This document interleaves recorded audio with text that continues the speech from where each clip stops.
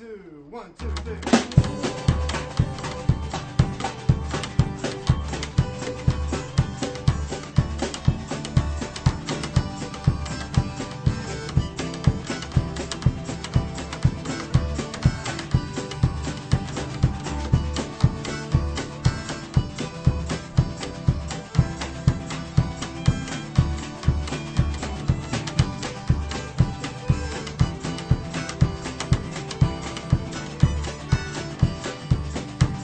Hello and welcome to Ithaca DSA Presents. I'm Theresa Alt, the host today, and I'm here with Ducson Nguyen, one of the two Second Ward alderpersons in the city of Ithaca, and we're going to be talking about some upcoming legislation. So, Ducson, first of all, why don't you start by saying when you first ran for council? I ran in 2015 for the first time. Back then, the primaries were in September and not June as they are now. So I started my campaign in late May, middle of June, and I actually ran on housing issues, which is what we're going to talk about today. That's right. I think I remember you're talking about Hancock Street at that time. It was brand new. It's a few blocks away from me. A lot of my neighbors had differing opinions on it that I wanted to dispel. And big advocate for affordable housing, zoning reform, and now ways to help tenants. Okay. And another thing I just want to get to is some people seem to think that an alderperson has a full-time job. Well, it might be a full-time job, but it isn't a full-time salary. So say a few words about your day job. That's right. So being an alderperson is part-time. By day, I'm a software engineer for a cybersecurity firm. It's actually local to Ithaca called Grammatech. And I work on security issues. Sounds interesting and important. I like it. And as we've already said, you are concerned about housing, but perhaps you could say a few words about why you're concerned about housing. We have a serious affordability issue in the city of Ithaca. It's actually a nationwide, maybe even a global problem about affordability, particularly in cities, which is where people want to live. They're appealing for their sustainability, their walkability, their cultural vibrancy. And I feel very strongly that every type of person who wants to have access to that lifestyle should be able to have it. And so obviously the way to get that is through affordability, of which there are multiple prongs of attack. One obvious one that local municipalities have is zoning. And so I'm a big proponent of zoning reform to not just loosen it arbitrarily, but to actually make dense multi-use properties easier to build. The stuff that's already in Ithaca that people like so much, houses close together in walking distance, just makes what's already existing actually legal, which our current zoning doesn't do. But the other prongs of housing affordability also pertain to simply building affordable housing. This was a role that the federal government used to have a big role in. They do have access to progressively sourced funds. HUD used to just build housing. They've gotten out of that business and now they've mostly used housing vouchers. But I'd like to advocate for a return to social housing, the type that you see a lot more in Europe. And in a third tier is tenant protection, providing not just assistance to tenants through funding, but protecting their rights and providing some stability to rent increases.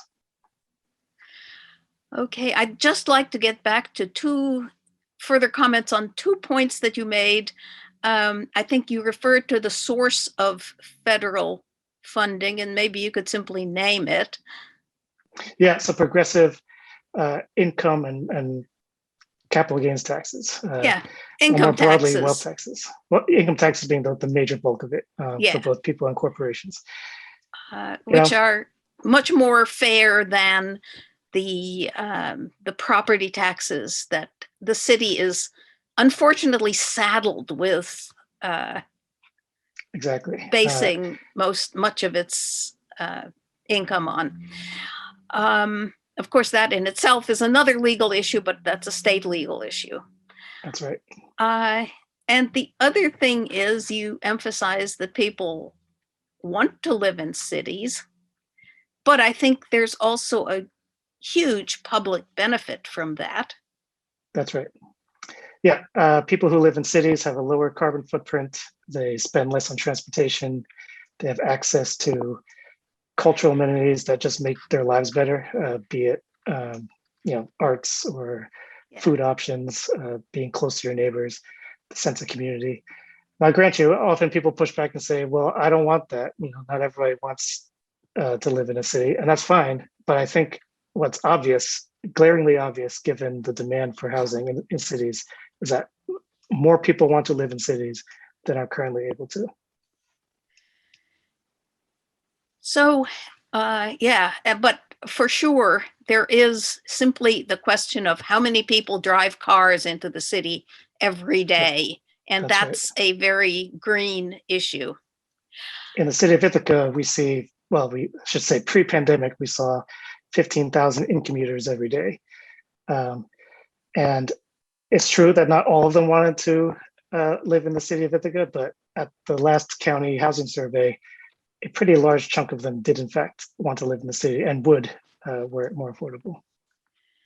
Yeah, so that there's one way to reduce our carbon footprint significantly, right. I think. So let's get around to what is really the topic for today, and that is what you are recommending specifically in the here and now. That's right. So in 2019, the state legislature and the governor allowed municipalities outside of the New York City metro area to adopt something called the Emergency Tenant Protection Act, which dates back to 1973 or 4. 1974. 1974, and regulates the rent increases. It specifically applies to buildings constructed before 1974 and having having 6 or more rental units within. So the scope is fairly restrictive, but in a lot of cities, including ours, it covers a good chunk of the pre-existing housing. Rent increases would be regulated by a county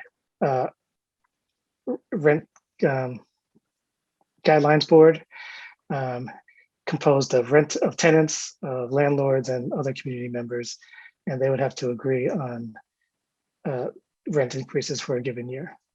And also notable that a municipality can only opt into ETPA if they're in the midst of a vacancy, rental housing emergency, defined as a vacancy rate of less than 5%. So step 1 for any municipality that wants to opt into ETPA is to conduct a vacancy survey for the properties that would be affected and prove that they do in fact have a rental emergency. Okay, so that is to prove that the specific properties that fall under this legislation have that less than 5% vacancy rate. That's right. Yeah. The ones that would actually be regulated. Yeah. And in Ithaca, we have long had a vacancy rate below 5%. And so it's probably easy to intuit that the vacancy for those properties would also be under 5%, but we still have to prove it to Housing and Community Renewal at New York State. Right. We have to prove it. And also if it suddenly turns out that with huge numbers of new buildings, we could get a vacancy rate simply from too many buildings being too new to have rented up yet, I think. Right. Buildings probably don't usually fill instantaneously. So it is good that the survey covers eligible buildings. That's right. They are often the most affordable units just by virtue of their age and condition. And the goal, at least in my view, is to keep them affordable for their existing tenants. Right. Now, some people will say, yeah, but most of Ithaca mainly has very small, older buildings and very large new buildings. How many apartments would be affected? I actually don't know offhand. That would be part of the survey. I know that your folks, Theresa, have done some estimates that are helpful, but to the point that they're individual homes that don't number that many. We actually do have some pretty large multifamily buildings in Ithaca, probably best known as West Village, that are built within the affected timeline and have a large number of units. And so again, the data will reveal how much the impact will actually be, but I suspect that we have an opportunity to help a lot of people. Right. Well, actually, this goes to some research that, not really research, but reading that I did prior to the state adopting this. Tom Waters of the, I think it's Community Service Society in New York, did a kind of rough estimate based on mainly on census data, then adjusted to take out units like public housing that would not be eligible. Right. Came up with the number 1,900 units that he estimated would be eligible in the city. I personally didn't believe it. I went out on the street and just started counting and found that he might very well be correct. Yeah, and even if you're only counting houses that have been converted to apartments, I think a lot of people would be surprised how many units some of these old homes can actually fit. You know, like sometimes you'll see 10 units inside a house that used to be single family. So we may see a greater impact than we anticipated. Yeah, a house that used to be single family, or maybe a house that used to be a boarding house. Right. Yep, that's right. And I sometimes think that some of these buildings are simply built to look like single family homes from the street side, and may all along have been intended for apartments. That's right. I mean, a lot of these houses in Ithaca built in the early 20th century were workforce housing, a term that has kind of been rejuvenated more recently to refer to affordable housing. So they were already multifamily buildings to accommodate lots of people. Okay, so maybe we should get back again and say a little more about the whole legislative process for, well, it's called opting in to ETPA. That's right. Yeah, so as I mentioned, step one is to conduct a vacancy survey. And to do that, you want to have an independent surveyor do that work, so they're not influenced by the priorities of landlords who have an interest in, maybe inflating their vacancy numbers. And so I've introduced some legislation at the city council level to direct the planning department to conduct that survey. They happen to be already planning an affordable housing survey, a broader one, the parameters of which I don't really have the specifics, but they were already planning to do this separate affordable housing survey, and I think the two jibe pretty well together. But the city council has two standing committees. One's called city administration, that's typically internal HR, budget stuff, and another committee called planning and economic development. This would be going through the planning and economic development committee. They meet the third Wednesday of every month.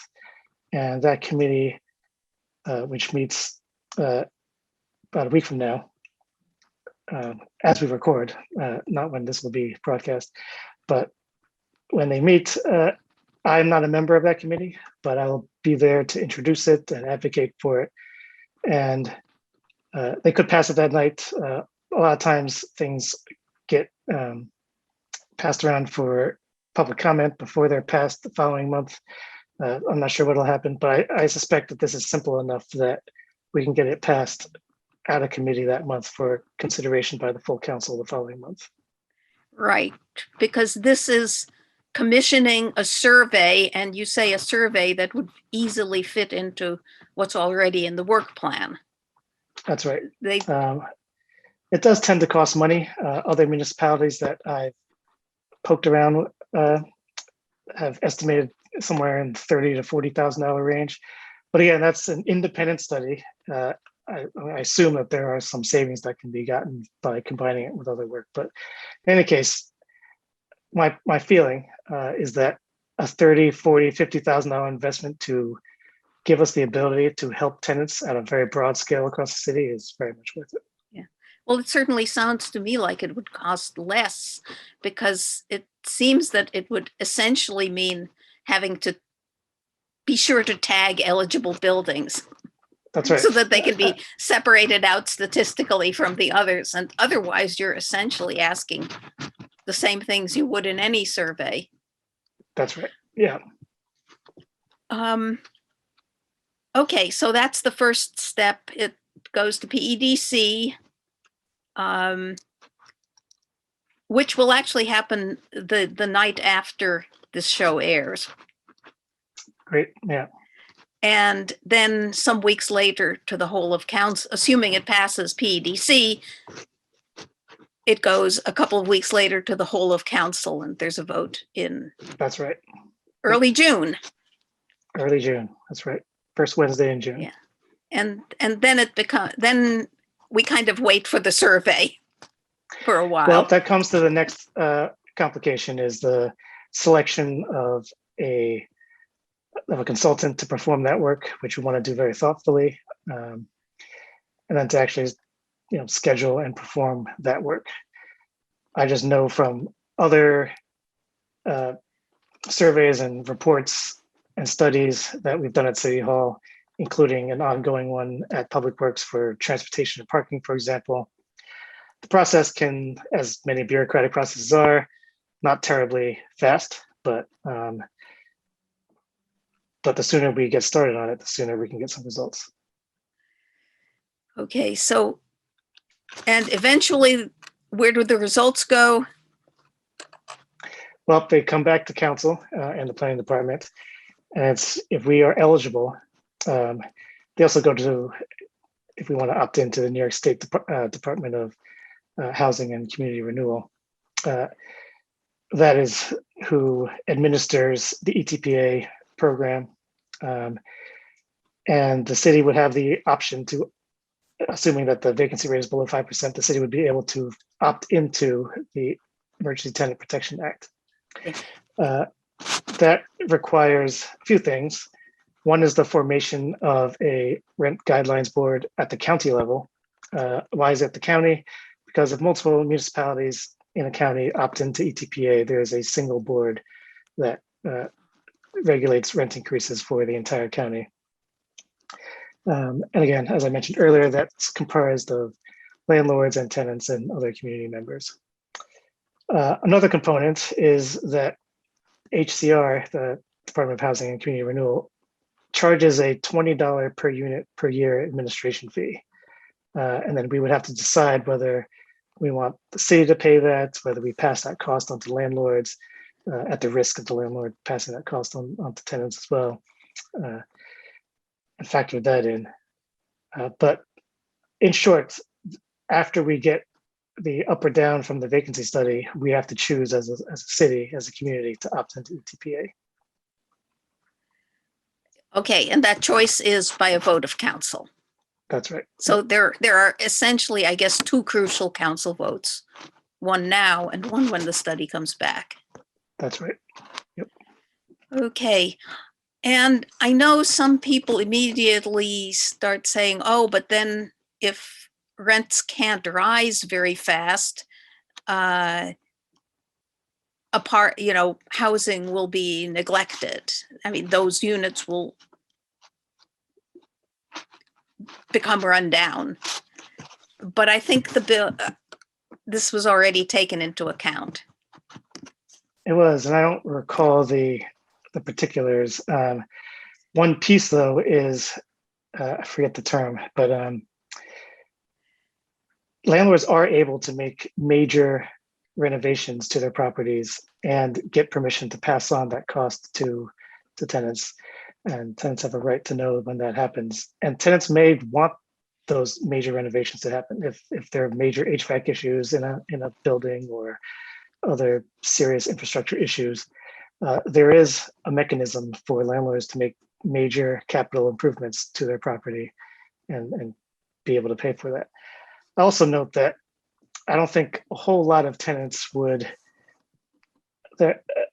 say that they already have a great mechanism of getting frequent maintenance in their properties as it is. Many of them are already skirting by their certificate of occupancy lowest standards, and so I don't have a particular fear that things will get worse on that front. Okay, and from what I've heard and read, also the legislation gives a lot of protections to tenants. Yeah, lease renewals and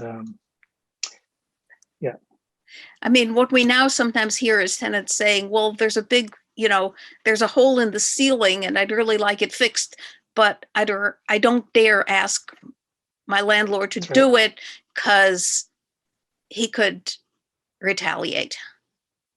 That's right, or terminate their lease. Yeah, in general, rent stabilization gives tenants a sense of stability. It dramatically reduces displacement, and it's really hard to plan for your future if you don't know where you're living year to year. So do you think that at least this first stage will pass, the survey will pass easily? I think so. I have confidence that my colleagues recognize the big challenge of rising rents in the city, and at the very least, they will want to know a more detailed picture of what's happening, of the vacancy issue in these more affordable properties. And given that information, once it's here, will help inform them of the decision whether to opt into ETPA. Okay. So once again, what is the housing stock that ETPA covers? Buildings constructed before 1974, containing 6 or more housing units. Okay. Rental housing units.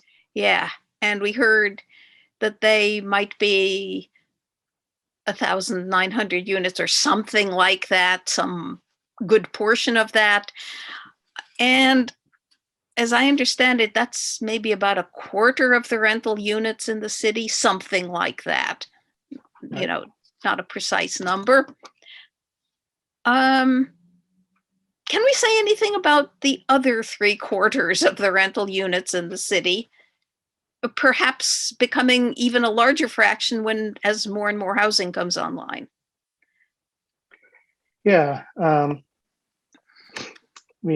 as we discussed earlier, we definitely have a supply and demand issue.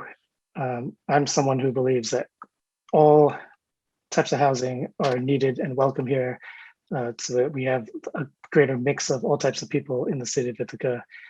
But there's no doubt that we have a particular need for truly affordable housing.